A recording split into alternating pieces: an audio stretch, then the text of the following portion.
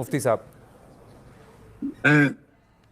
एक जगह एक आदमी ने बोल दिया एक मीटिंग में, मैं उसको इतराज किया, भारत में मुसलमान को कोई रुकावट नहीं है, तकलीफ नहीं है, रुकावट नहीं, तकलीफ नहीं, मशक्कत नहीं। मदारिस चलता है, अरबी कॉलेज चलता है और मसाजिद चलता है, दरगाह चलता है, सब चलता है। इसमें कोई रुकावट भी नहीं, कोई मुश्किल भी नहीं। मेरे इल्म में वही है।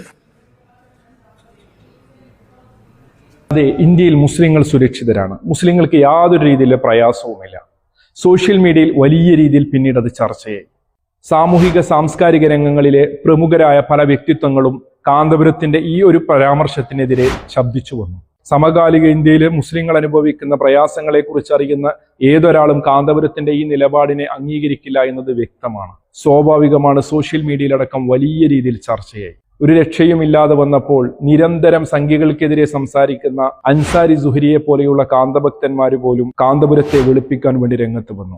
മുസ്ലിയാക്കന്മാർ പരസ്പരം മത്സരിച്ചുകൊണ്ട് കാന്തപുരത്തെ വെളുപ്പിക്കാൻ ശ്രമിക്കുകയാണ്. അതെ, നന്നായി വെളുപ്പിക്കണം, നന്നായി വെളുപ്പിക്കണം. ആ വെള്ളത്തലയിൽ കിട്ടും, ആ വെള്ളത്തുണിയും വെള്ളക്കുപ്പായവും വെള്ളനിക്കറും വെള്ളത്താടിയും ഒക്കെ നന്നായി വെളുപ്പിച്ച് തന്നെ എടുക്കണം. നന്നായി മെനക്കെടുക. ഇന്ത്യയിലെ മുസ്ലിങ്ങൾക്ക് ഒരു പ്രശ്നവും ഇവിടെയില്ല. അതിനിടയിൽ മകനും എന്ന് പറയുന്നു, ഇന്ത്യയിലെ മുസ്ലിങ്ങൾക്ക് ഒരു പ്രശ്നവും ഇവിടെയില്ല, ഇന്ത്യ മുസ്ലിങ്ങൾക്ക് ഏറ്റവും സുരക്ഷിതമായ രാജ്യമാണ് എന്ന് അദ്ദേഹവും പറഞ്ഞു വെച്ചു. ഇതൊക്കെ കേട്ട് പല ആളുകളും അത്ഭുതപ്പെട്ടിരിക്കും. എന്തടിസ്ഥാനത്തിലാണ് ഇവർ ഈ രീതിയിലൊക്കെ പറയുന്നത് എന്ന് മുസ്ലിങ്ങളല്ലാത്ത ആളുകൾ പോലും ചോദിക്കുമ്പോൾ റമീലിൻ്റെ ഇപ്പോഴത്തെ പ്രശ്നം എന്താണെന്ന് വെച്ചാൽ, ഇന്ത്യയിലെ മുസ്ലിമീങ്ങൾ സുരക്ഷിതരാണ്, ഇന്ത്യയിൽ മുസ്ലിമീങ്ങൾക്ക് ജീവിക്കാൻ വലിയ പ്രയാസമില്ല എന്ന് കാന്തപുരം ഉസ്താദ് പറഞ്ഞതാണ് റമീലിൻ്റെ പ്രശ്നം. അത് പറഞ്ഞത് ആരോടാണ്, ഏത് സന്ദർഭത്തിലാണ് എന്നുള്ളതൊക്കെ ഒരു വിഷയമാണ്. അതിന് സന്ദർഭം നോക്കി പ്രവർത്തിക്കാനും അത് സാന്ദർഭികമായിട്ടുള്ള പ്രയോഗവും സാന്ദർഭികമായിട്ട് എങ്ങനെ എന്നൊന്നും ഇവർക്കറിയില്ല. അതേതായാലും അവിടെ നിൽക്കട്ടെ. ഏതായിരുന്നാലും റമീലിൻ്റെ ഇപ്പോഴത്തെ പ്രശ്നം കാന്തപുരം ഉസ്താദും അതുപോലെ തന്നെ ഹക്കീം അസേരി ഉസ്താദൊക്കെ ഇന്ത്യയിൽ മുസ്ലിമീങ്ങൾ സുരക്ഷിതരാണ് എന്ന് പറഞ്ഞതാണ് പ്രശ്നം. എന്നാൽ റമീലെ ഇത് കാന്തപുരം ഉസ്താദ് മാത്രമല്ല, അതല്ലെങ്കിൽ ഹക്കീം അസേരി ഉസ്താദ് മാത്രമല്ല പറഞ്ഞത്, അബ്ദുൽ മജീദ് സ്വലാഹി നിങ്ങളുടെ സദസ്സിൽ വെച്ചുകൊണ്ട് പറയുന്നത് റമീല നീ കേട്ടിട്ടില്ലേ? ഇല്ലെങ്കിൽ ഇതൊന്ന് കേട്ടോക്ക്. യമനിൽ ചെന്ന് ഇറങ്ങിയിട്ടുണ്ട്, പഠിച്ചിട്ടുണ്ട്. ഇത്തരം ആളുകളെ തേടിക്കൊണ്ടാണ് ഇവിടുത്തെ അന്വേഷണ സംഘം നടന്നുകൊണ്ടിരിക്കുന്നത് എന്നെങ്കിലും മൈക്ക് കെട്ടി പ്രസംഗിക്കുമ്പോൾ ശ്രദ്ധിക്കേണ്ടതുണ്ട്. എന്തിനായിരുന്നു ഇവർ യമനിലേക്ക് പോയത്? ഈ നാട്ടിൽ സ്വസ്ഥതയും സമാധാനവും നഷ്ടപ്പെട്ടിട്ടാണോ? പ്രബോധന സ്വാതന്ത്ര്യമില്ലാഞ്ഞിട്ടാണോ?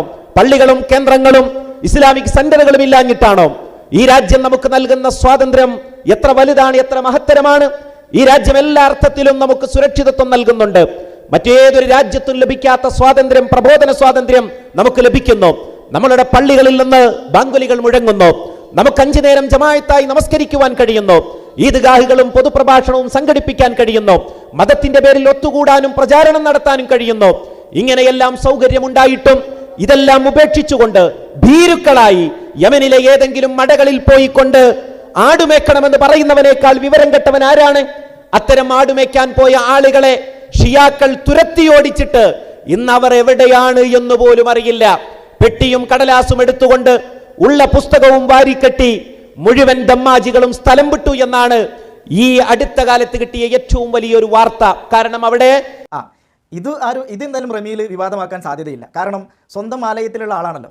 ഏതായാലും റമീലെ, ഇനി കാന്തപുരം ഉസ്താദിൻ്റെ അനുയായികളും ശിഷ്യന്മാരും ഇനി കാന്തപുരം ഉസ്താദിനെ വിളിപ്പിക്കാൻ വേണ്ടിയിട്ട് പറഞ്ഞത് ശരിയായി എന്ന് പറയുന്നതിന് പകരം കാന്തപുരം ഉസ്താദിൻ്റെ അനുയായിയൊന്നുമല്ല, മുൻ മന്ത്രി KT ജലീൽ ഈ പറയുന്നത് ശരിയാണോ തെറ്റാണോ എന്ന് പറയുന്നുണ്ട്. അതൊന്ന് കേൾക്കാം. ഇന്ത്യയിൽ നമുക്ക് ഇന്ത്യയിലെ ന്യൂനപക്ഷങ്ങളുടെ പ്രശ്നങ്ങളൊക്കെ പറയാം. പക്ഷെ പുറത്തെ ഒരു ഏജൻസിക്ക്, ഒരു വാർത്താ ഏജൻസിക്ക്, അത് അദ്ദേഹം ഇന്ത്യയിലെ പത്രങ്ങളോടല്ല പറഞ്ഞിട്ടുള്ളത്. അല്ലെ, ന്യൂസ് 8 ഇംഗ്ലീഷ് ചാനലിനോട് പറഞ്ഞിരിക്കുന്നത്. അല്ല, ഞാൻ പറയുന്നത്, അപ്പൊ ഒരു വിദേശത്തേക്കൊക്കെ പോകുന്ന ഒരു ഏജൻസിക്ക് കൊടുക്കുമ്പോൾ ഞങ്ങളുടെ നാട്ടിലെ ആഭ്യന്തര പ്രശ്നം അത് ഞങ്ങൾ കൈകാര്യം ചെയ്തോളാം എന്നുള്ളൊരു സ്പിരിറ്റിലാവാം അദ്ദേഹം അങ്ങനെ ഒരു സ്റ്റേറ്റ്മെന്റ് നടത്തിയിട്ടുണ്ടാവുക. അല്ലാതെ ഇവിടെ മറ്റു പ്രശ്നങ്ങളില്ല. വിദേശ രാജ്യങ്ങളിലേക്ക് അല്ലെങ്കിൽ വിദേശ ഏജൻസികൾക്കൊക്കെ, വാർത്താ ഏജൻസികൾക്കൊക്കെ ന്യൂസുകൾ കൊടുക്കുമ്പോൾ ഈ രാജ്യത്ത് മുസ്ലിങ്ങൾ സുരക്ഷിതരാണ് എന്ന് തന്നെയാണ് പറയേണ്ടത്. ഇപ്പോൾ പാകിസ്ഥാനിൽ അല്ലെങ്കിൽ മറ്റു രാജ്യങ്ങളിൽ പോകുമ്പോൾ നമ്മളൊക്കെ തന്നെ ഇന്ത്യയിലെ മുസ്ലിങ്ങളുടെ പ്രശ്നങ്ങൾ ചോദിക്കുമ്പോൾ ഞങ്ങൾക്ക് അവിടെ ചില വിഷയങ്ങളുണ്ട്. പക്ഷെ ബേസിക്കലി ബേസിക്കലി ഞങ്ങൾക്ക് അങ്ങനെ ഒരു പ്രശ്നം നേരിടുന്നില്ല എന്ന് തന്നെയാണ് നമ്മൾ പറയേണ്ടത്. ഇന്ത്യക്കകത്ത് നിന്നുകൊണ്ട് പറയുന്നത്, ഇന്ത്യക്ക് പുറത്ത് ഇതൊക്കെ ചർച്ച ചെയ്യപ്പെടാൻ സാധ്യതയുള്ള ഒരു പ്ലാറ്റ്ഫോമിൽ കാര്യങ്ങൾ പറയുമ്പോഴും നമ്മൾ എപ്പോഴും നമ്മളുടെ കാര്യം, ഇപ്പൊ നമ്മുടെ വീട്ടിലെ കാര്യം എന്നുള്ള നിലക്ക് അതിനെ കണ്ട് പുറമെ ഞങ്ങള് രാജ്യം ഒറ്റക്കെട്ടാണ് എന്നുള്ള ഒരു ധ്വനി വരുത്താൻ വേണ്ടിയിട്ടാകും AP അബൂബക്കർ മുസ്ലിയാർ അങ്ങനെ പറഞ്ഞിട്ടുണ്ടാവുക എന്നാണ് ഞാൻ മനസ്സിലാക്കുന്നത്. അപ്പോൾ കാന്തപുരം ഉസ്താദ് ആ പറഞ്ഞത് ശരിയാണോ തെറ്റാണോ എന്നുള്ളത് റമീലിന് മനസ്സിലായിട്ടുണ്ടാവും. കാരണം KT ജലീൽ അത് AP കാരനൊന്നുമല്ല, അതുകൊണ്ട് മനസ്സിലാകാനാണ് സാധ്യത. അപ്പോൾ ഇനി ഏതായിരുന്നാലും ഞാൻ വേറൊരു കാര്യം പറയട്ടെ. നിങ്ങളുടെ അബ്ദുൽ മജീദ് സ്വലാഹി അല്ലേ പറഞ്ഞത് ഇന്ത്യയിൽ ദഅവത്ത് നടത്താൻ മുസ്ലിമീങ്ങൾക്ക് യാതൊരു പ്രയാസവുമില്ല, മുസ്ലിമീങ്ങൾക്ക് ജീവിക്കാൻ ഇന്ത്യയിൽ യാതൊരു പ്രയാസവുമില്ല. കാന്തപുരം ഉസ്താദല്ല, അതിന് മുന്നേ തന്നെ നിങ്ങളുടെ വലിയ നേതാവായ അബ്ദുൽ മജീദ് സ്വലാഹി പറഞ്ഞതാണ്. ഇനി ഞാനൊരു കാര്യം ചോദിക്കട്ടെ, ഇത്രയധികം ഇന്ത്യയിൽ സ്വാതന്ത്ര്യവും മുസ്ലിമീങ്ങൾക്ക് ദഅവത്ത് നടത്താനും ഒക്കെയുള്ള പൂർണ്ണ സ്വാതന്ത്ര്യം ഉണ്ടായിട്ട് പിന്നെ എന്തിനാണ് റമീലെ നിങ്ങളുടെ മുജാഹിദുകൾ പാവപ്പെട്ട ഒരുപാട് മുസ്ലിം ആൺകുട്ടികളെ, മുസ്ലിം പുരുഷന്മാരെയും പല സ്ത്രീകളെയും നിങ്ങൾ ISISലേക്ക് റിക്രൂട്ട് ചെയ്തത്? ഒരുപാട് മുസ്ലിം യുവാക്കളെ നിങ്ങൾ എന്തിനാണ് തീവ്രവാദത്തിലേക്ക് തള്ളിയയച്ചത്? ആട് മേയ്ക്കാൻ നിങ്ങൾ എന്തിനാണ് പ്ലെയിൻ കയറ്റി അയച്ചത്?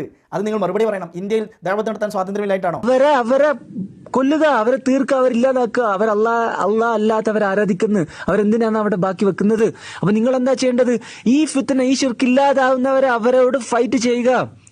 അവരെ അല്ലാഹു സുബ്ഹാനഹു വ തആലയുടെ ദീന് മാത്രം എന്താണ് മുകളിൽ ഉണ്ടായിരിക്കണം. അല്ലാതെ ഒരു ഡെമോക്രസി ആവട്ടെ, അതല്ലാത്ത എന്താ പറയുക ഹിന്ദുയിസം ആവട്ടെ, ക്രിസ്ത്യാനി ആവട്ടെ, എന്ത് ഇസമാവട്ടെ, എന്ത് മതമാവട്ടെ, ഇതൊന്നും ഉണ്ടാകാൻ പാടില്ല ലോകത്ത്. അതില്ലാതാവുന്നത് വരെ നിങ്ങൾ അവിടെ ഫൈറ്റ് ചെയ്യണം. ഫൈറ്റ് ചെയ്യാൻ എന്തൊക്കെ ടെക്നിക്ക് ഉണ്ട് നിങ്ങൾ ട്രൈ ചെയ്യും. നിങ്ങൾ ബുദ്ധിയുള്ള ആൾക്കാരല്ലേ, സ്കൂളിൽ കോളേജൊക്കെ പഠിക്കുന്ന ആൾക്കാരല്ലേ, എന്നിട്ടും നിങ്ങൾ ബുദ്ധി ഉപയോഗിച്ചിട്ട് കുഫാറികളെ ഇല്ലാതാക്കാൻ നോക്കുക. വിശുദ്ധ യുദ്ധവും സ്വർഗവും തേടി ഇസ്ലാമിക് സ്റ്റേറ്റിലേക്ക് പോയ മലയാളി ഭീകരൻ അബ്ദുൾ റാഷിദ് അബ്ദുല്ലയുടെ പേരിലുള്ള ശബ്ദ സന്ദേശമാണിത്. ഇസ്ലാമിക് സ്റ്റേറ്റ് ഭീകര സംഘത്തിലേക്ക് ഒരു വിഭാഗം ചെറുപ്പക്കാർക്ക് വാതിൽ തുറന്നത് ദമ്മാജ് സലഫിസമാണെന്ന് ഈ സന്ദേശത്തിൽ അബ്ദുൾ റാഷിദ് അബ്ദുല്ല പറയുന്നു. ഫസ്റ്റ് ചിലപ്പോൾ മടവൂരി ആയിരിക്കും, പിന്നെ KNM ആയിരിക്കും, പിന്നെ മനസ്സിലാവും കുറച്ചും കൂടി സത്യം, അപ്പം വിശുദ്ധത്തിലേക്ക് പോകും, പിന്നെ വിശുദ്ധത്തിൽ നിന്ന് കുറച്ചും കൂടി സത്യം മനസ്സിലാവുമ്പോൾ ഇതിലേക്ക് പോവാ ദമ്മാജിലേക്ക് പോകും, പിന്നെ കുറച്ചും കൂടി അങ്ങനെ സ്റ്റെപ്പ് ആയിട്ടാണ് ഇസ്ലാമിക് സ്റ്റേറ്റിലേക്ക് വരിക. നിരവധി ചെറുപ്പക്കാരെ കേരളത്തിൽ നിന്ന് ഇസ്ലാമിക് സ്റ്റേറ്റിൽ എത്തിച്ചത് കാസർഗോഡുകാരനായ അബ്ദുൾ റാഷിദ് അബ്ദുല്ലയാണെന്ന് NIA കണ്ടെത്തിയിരുന്നു. ഇടയ്ക്കിടെ ശബ്ദ സന്ദേശങ്ങളിലൂടെ പ്രതികരിക്കുന്ന അബ്ദുല്ലയുടെ ഈ പുതിയ സന്ദേശത്തിൽ പറയുന്നത് ISലെത്തിയ മലയാളികളെല്ലാം ദമ്മാജ് സലഫികളുടെ ക്ലാസുകളിൽ പങ്കെടുത്തിരുന്നു എന്നാണ്. ജിഹാദിന്റെ ഹദീസുകളും അതേപോലെ ഹിജ്റയുടെ ഹദീസുകളും ഇതൊക്കെ പഠിപ്പിക്കുന്നുണ്ട്. നമ്മൾ ഇവരെ ക്ലാസ്സുകളിൽ പോയിരുന്നു. ഇവിടെ ഹിജ്റ ചെയ്ത് വന്ന ഓരോരാളും ഇവരുടെ എല്ലാ ക്ലാസ്സുകളിലല്ല പല ക്ലാസ്സുകളിലും അറ്റൻഡ് ചെയ്തിട്ടുണ്ട്. ISനെയും റാഷിദിനെയും തള്ളിപ്പറഞ്ഞുള്ള സലഫി നേതാവ് സക്കരിയ സ്വലാഹിയുടെ പുസ്തകത്തിന് മറുപടിയായാണ് റാഷിദിന്റെ ഈ പുതിയ ഓഡിയോ സന്ദേശം എത്തിയത്. ഇതര മതവിഭാഗങ്ങളുടെ ആചാരങ്ങൾ സ്വീകരിച്ചിരുന്ന സുന്നി സൂഫി വിശ്വാസികൾക്കിടയിൽ മതശുദ്ധീകരണം നടത്തിയത് സലഫികളാണെന്ന് റാഷിദ് അബ്ദുല്ല ഈ സന്ദേശത്തിൽ തുറന്നു പറയുന്നു. ഇടയ്ക്കിടെ എത്തുന്ന ഈ ശബ്ദ സന്ദേശങ്ങൾ IS ഭീകരൻ അബ്ദുൾ റാഷിദ് അബ്ദുള്ളയുടേത് തന്നെയെന്ന് അന്വേഷണ ഉദ്യോഗസ്ഥർ സ്ഥിരീകരിച്ചിട്ടുണ്ട്. ആ ശബ്ദ സന്ദേശങ്ങളുടെ ആധികാരികതയെ നമുക്ക് വിടാം.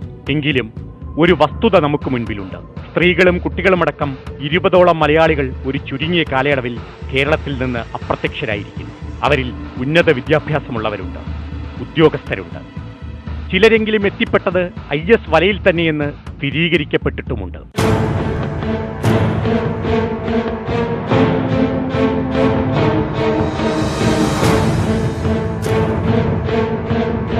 വ്യക്തിയുടെ ആത്മീയ അന്വേഷണങ്ങൾ അവരന്റെ കഴുത്തറക്കുന്ന തത്വശാസ്ത്രത്തിലേക്ക് എത്തുന്ന വഴി ഏതാണ്?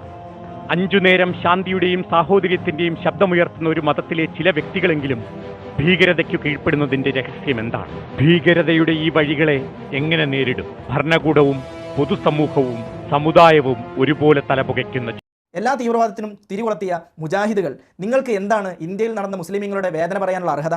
ഞാനൊന്ന് പറയട്ടെ, ഇന്ത്യയിലെ മുസ്ലിമീങ്ങൾക്ക് വേണ്ടിയിട്ട് എന്താണ് നിങ്ങൾ ചെയ്തിട്ടുള്ളത്? ബഹുമാനപ്പെട്ട കാന്തപുരം ഉസ്താദ് ചെയ്തതിൻ്റെ 100-ൽ 1 അംശമെങ്കിലും വഹാബികളെ നിങ്ങൾ ചെയ്തതായിട്ട് നിങ്ങൾക്ക് കാണിക്കാൻ കഴിയും. അപ്പോൾ കാന്തപുരം ഉസ്താദ് ചെയ്തത് സേവനങ്ങളാണെങ്കിൽ വഹാബികൾ ചെയ്തത് എന്താ? മുസ്ലിമീങ്ങളെ ആട് മേയ്ക്കാൻ വേണ്ടിയിട്ട് സിറിയയിലേക്ക് റിക്രൂട്ട് ചെയ്തു. ഇതാണ് നിങ്ങൾ ഇന്ത്യയിലെ മുസ്ലിം സമുദായത്തിന് വേണ്ടിയിട്ട് ചെയ്ത ആകെയുള്ള ഒരു സേവനം. മുസ്ലിങ്ങളെ മുഴുവനും തീവ്രവാദികളാക്കാൻ നിങ്ങളൊരു തിരികൊളുത്തി വെച്ചു. അതുകൊണ്ട് റമീലെ സ്വന്തം നിലയൊക്കെ ഒന്ന് പരിശോധിച്ചിട്ട് വേണം മറ്റുള്ളവരുടെ കാര്യങ്ങൾ അന്വേഷിക്കാൻ എന്ന് മാത്രം ഓർമ്മപ്പെടുത്തിയിട്ട്